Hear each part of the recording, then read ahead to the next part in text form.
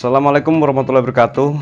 Salam sejahtera kawan. Masih bersama saya Pak Porang. Saya baca komen itu ada pertanyaan berapa kali pemupukan porang. Jadi sebenarnya itu juga terserah Anda sih. Jadi kalau daerah kami ya, waktu penanaman atau pupuk dasar itu tetap menggunakan kompos kambing yang sudah difermentasi ataupun yang belum difermentasi tapi yang sudah gampang kok. Jadi ciri-cirinya udah mepure gitu. Tapi lebih baik difermentasi. Tapi kalaupun Anda kejar waktu tidak difermentasi juga tidak masalah kok. Cuma kan kendalanya kalau pupuk belum difermentasi tadi, rumputnya itu cenderung banyak rumputnya. Untuk penanaman itu dasar tetap kita menggunakan pupuk kompos kambing. Jadi kenapa kok harus pupuk kompos kambing atau tidak pakai kimia gitu? Pupuk kompos itu luar biasa Pak, luar biasa kawan, untuk memperbaiki unsur tanah tadi itu luar biasa. Jadi intinya kalau saya sendiri nanam tanpa pupuk kompos itu saya kurang lega. Jadi intinya pertumbuhan tadi udah sangat beda. Jadi dengan dikompos atau dengan tanpa kompos itu udah beda.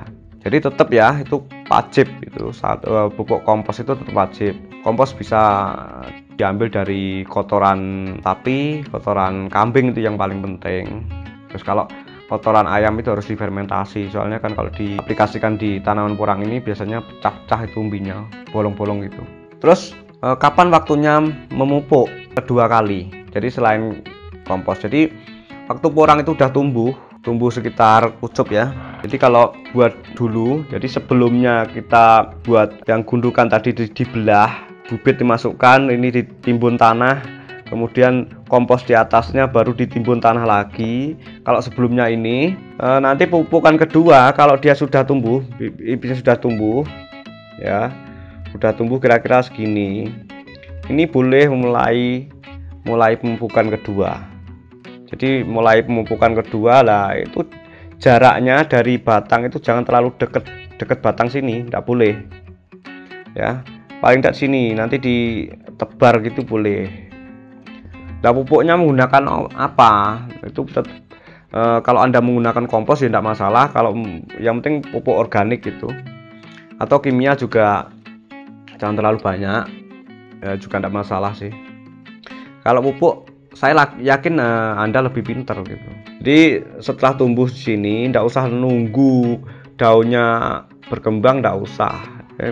Ini masih kuncup udah mulai meninggi dari posisi tanah ini, sudah pakai pupuk kedua boleh ini. Terus nanti ada pupuk ketiga, keempat, enggak, itu terserah Anda. Berarti semakin Anda misalkan 1,5 bulan atau 2 bulan dipupuk lagi ya enggak masalah. Tapi otomatis kan biaya kos Anda itu lebih tinggi, jadi lebih banyak makan kos. Yang penting itu kalau daerah kami atau saya sendiri itu yang penting kompos itu yang utama, terus nanti kedua itu pakai pupuk organik. Itu kalau saya sendiri itu, kalau di daerah kami juga itu. Dan pupuk ketiga, keempat itu terserah Anda, boleh Anda menambahkan pupuk lain, pupuk apa saja pokoknya mereknya, yang penting Anda sendiri sudah paham. Kalau pokoknya bisa diaplikasikan di tanaman lain itu sama kayak di porang itu. Saya sendiri tidak bekerja sama dengan salah satu merek, tidak bekerja sama ya. Jadi intinya saya netral. Jadi monggo Anda punya, silakan. Jadi Anda punya punya pupuk yang terbaik menurut Anda punya brand sendiri, Anda aplikasikan di porang ini. Ayo kita berkompetisi membuat pupuk organik atau pupuk yang Anda yakini dalam pertumbuhan porang itu bisa Anda aplikasikan di sini. Kami tidak menyarankan salah satu merek ya. Semua pupuk itu bagus. Itu menurut Anda yang terbaik mana, itu silakan pakai. Yang penting itu nomor satu itu pupuk dasar itu tetap menggunakan pupuk kompos. Setelah itu Anda pakai pupuk apa saja itu terserah Anda. Saya yakin Anda lebih jeli, lebih pintar untuk soal pupuk. Jadi porang itu gampang sekali kok.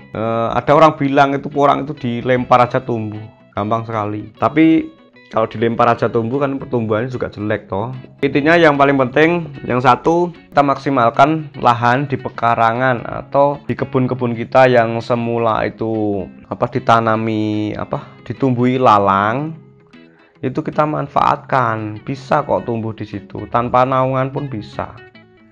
Dan ini bagian dari revolusi tanam.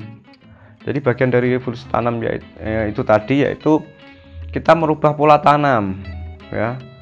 Jadi lahan-lahan yang semula lahan tidur, lahan-lahan yang ditumbuhi ilalang atau rumput-rumput liar atau gulma yang sudah tinggi-tinggi bertahun-tahun tidak ditanami, itu Anda bisa manfaatkan untuk tanaman porang ini. Tidak harus pakai naungan, itu tidak harus, ya.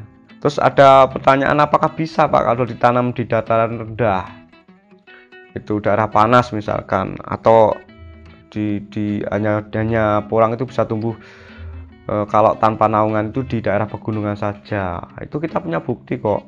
Di daerah Cepu itu kemungkinan DPL-nya berapa saya? Sekitar 10 DPL. Itu ada yang nanam sana banyak, juga pertumbuhannya bagus daerah Cepu. Dan daerah sekitaran situ mulai Pati itu kan udah ada juga. Jadi tanpa naungan itu tadi tak masalah gitu ya. Terus yang soal penanaman di tanpa naungan sama di bawah naungan, itu perbedaannya nanti kita buat video selanjutnya ya. Terus kemudian perbedaannya, besar umbinya dan di bawah naungan tadi besarnya berapa, itu kita buat video selanjutnya. Jangan lupa subscribe di channel saya, kita bahas. Dan jangan lupa isi di kolom komentar itu pertanyaan. Jadi saya senang kalau Anda bertanya. Jadi semampu kami menjawab itu berdasarkan realita fakta di lapangan, ya, tanpa kita asumsi ya. Itu berdasarkan di lapangan, jadi kenyataan di lapangan ya. Kita merubah pola tanam, ya. Jadi lahan-lahan yang semula lahan tidur, lahan-lahan yang ditumbuhi ilalang atau rumput-rumput liar atau gulma yang sudah tinggi-tinggi bertahun-tahun tidak ditanami, itu Anda bisa manfaatkan untuk tanaman porang ini. Tidak harus pakai naungan, itu tidak harus ya. Terus ada pertanyaan, apakah bisa Pak kalau ditanam di dataran rendah, itu daerah panas misalkan, atau hanya porang itu bisa tumbuh kalau tanpa naungan itu di daerah pegunungan saja. Itu kita punya bukti kok. Di daerah Cepu itu kemungkinan DPL-nya berapa saya? Sekitar 10 DPL. Itu ada yang nanam sana banyak, juga pertumbuhannya bagus daerah Cepu. Dan daerah sekitaran situ mulai Pati itu kan udah ada juga. Jadi tanpa naungan itu tadi tak masalah gitu ya. Terus yang soal penanaman di tanpa naungan sama di bawah naungan, itu perbedaannya nanti kita buat video selanjutnya ya. Terus kemudian perbedaannya, besar umbinya dan di bawah naungan tadi besarnya berapa, itu kita buat video selanjutnya. Jangan lupa subscribe di channel saya, kita bahas. Dan jangan lupa isi di kolom komentar itu pertanyaan. Jadi saya senang kalau Anda bertanya. Jadi semampu kami menjawab itu berdasarkan realita fakta di lapangan, ya, tanpa kita asumsi ya. Itu berdasarkan di lapangan, jadi kenyataan di lapangan ya. Jadi intinya jangan khawatir kawan untuk membudidayakan porang. Anda mau tanam berapa hektar pun itu pasar kita luas. Jadi pasar kita udah luas sekali, udah masuk Eropa. Jangan khawatir kawan untuk membudidayakan porang. Anda mau tanam berapa hektar pun itu pasar kita luas. Jadi pasar kita udah luas sekali, udah masuk Eropa, dari Cina, Jepang, Korea. Dan ini merupakan kebutuhan pokok ini, 80%. Jadi yang 20% tadi udah sering saya sebutkan, itu untuk farmasi, untuk obat-obatan tadi, untuk dan lain-lain itu. Jadi jangan khawatir untuk pemasarannya. Saya yakin di setiap daerah Anda itu pasti ada pengepulnya. Soalnya porang ini sudah lama gitu loh. Dan Anda mungkin tahunya hanya di Kick Candy ya. Di Kick Candy itu ada waktu itu saya tayang di sana, sama di Trans 7 itu Bang Deddy Corbuzier. Jadi Anda bisa lihat di sana juga di Kick Candy Bang Metro TV, sama di Trans 7 Bang Deddy Corbuzier itu. Jadi porang itu sudah lama sebenarnya, dan saya yakin di setiap daerah Anda itu punya pengepul. Dan pengepulnya pabriknya dan ekspornya juga banyak sekali. Jangan khawatir untuk tidak laku, karena ini suatu saat sering juga saya katakan ini akan menjadi ikon Indonesia. Ya, sementara itu salam dahsyat untuk petani porang Indonesia. Assalamualaikum warahmatullahi wabarakatuh.